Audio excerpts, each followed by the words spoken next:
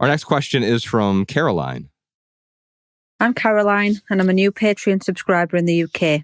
I've just had a baby and will need to look for a job in a few months' time after losing one of mine while on maternity leave. My background is journalism, but more recently I've been working in PR, and I remain a local politician, which is low paid but highly stressful, takes a lot of time, and won't sustain my family financially in the long term. Losing a job has affected my confidence, despite knowing it was not due to my ability and that I'm extremely capable. I have lots of transferable skills, but I'm finding the decision about what job to look for overwhelming, as there are so many jobs available at the moment across many different sectors. Previously, I've had lower paid but stressful jobs in the public or charity sectors, as I wanted to help others and for my work to be meaningful. But because of the stress and the bleeding of work into my personal time in previous roles and still in politics, and also now having a baby too, I'm tempted to apply for roles that need less input or critical thought at the expense of purpose and my ambition. There's also the question of how many hours to do versus childcare costs, which are massive in the UK at the moment, and whether to go for a short-term or permanent role. There's just too much choice on top of me not being sure what I want to do next. What's your view on this? And what does minimalist job hunting look like? So, Wendy, a few things stood out to me when I was listening to her question, a few things from your book. So you talk about either or thinking in the book.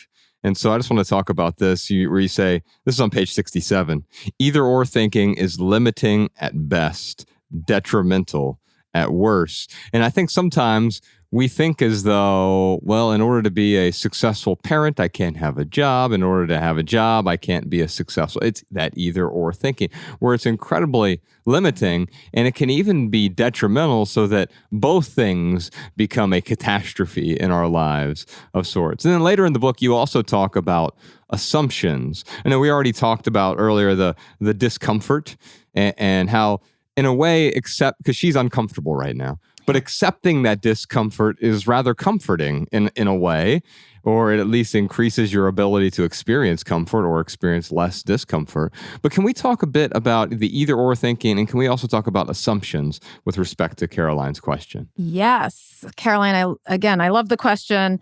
My answer to that question of do I go for the lower paying but passionate job or the higher paying but stressful job? The answer is both. Right? If someone gives you a choice between A and B, do you know what the right answer is? C. The right answer is C.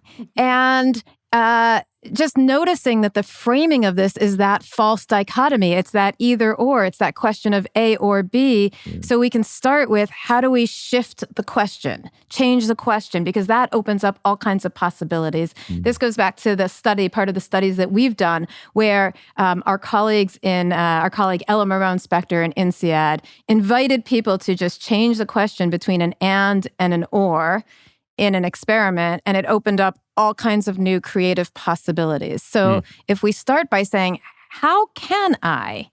What is possible for both a job that I'm passionate about, that I care about, that I'm excited about, and that will allow me the kind of resources that I need for my new child, for my family, for what I need to have a productive and happy life? How can I do both? That's the start. I love it.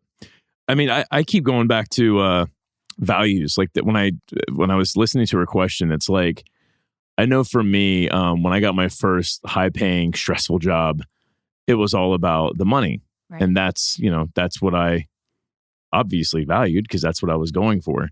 And every promotion after that, it was just more money, but it was also more stress. And it wasn't until I got to a boiling point where I'm like, okay, something has to change. And what changed was me getting clear on what I wanted out of not just my job, but my life. And I mean, you can go to the minimalists.com/V. Yeah.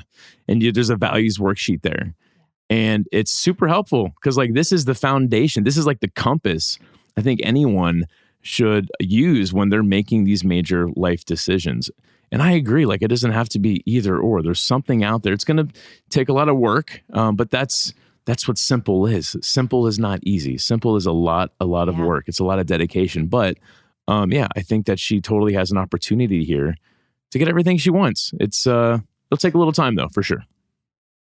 I love, so simple is complex. There is complexity and simplicity. And, I love the values worksheet. We talk about connecting to a higher purpose. So that's your why, that's your values, that's your what's the purpose. And it's partially to align your decisions with those values. And it's partially that the higher purpose. And I know you talk about the values of where do you want to see yourself in 10 years? What's your future self? How do you align with your future self? So connecting to a higher purpose is thinking out to the horizon, the long term. If you're dealing with conflict and you look out to the horizon, it steadies that chaos in the moment. It steadies the choppy waves. So the values create that long-term. They also create this overarching framework where the inner conflict, these competing demands can both coexist. So if you have a conflict between two people, one of the ways to start in navigating that conflict is, what are we trying to accomplish collectively? So again, I'll go back to my husband and I might have conflict over what are the ways we want to discipline our kids around screen time. Screen time's a big deal in our family. How do we, but he might have a point of view, I have a point of view, we're conflicting over which way to go. The overarching higher purpose is we both love our kids and want the best for them. Yeah. Okay, in the context of that, we can then negotiate how to move forward. So for Carolyn, in the context of what's your higher purpose, what's your long-term goals, you can navigate, how do I accommodate that in the moment, achieving my long-term goals, a steady, happy family, productive self, productive kids. In that context, I need both resources to enable my kids to be happy, and I want a career that I'm passionate about. And it's in that context that those two can come together. Yeah.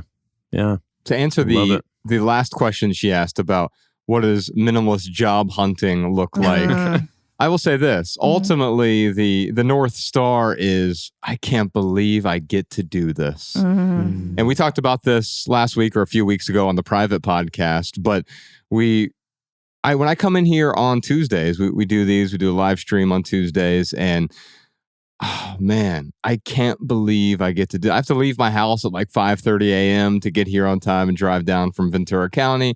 But I get to do that, and ultimately, get to is so much more powerful than have to. Now, it's true that sometimes you'll have to do some things to get to the area in which you get to do them, right?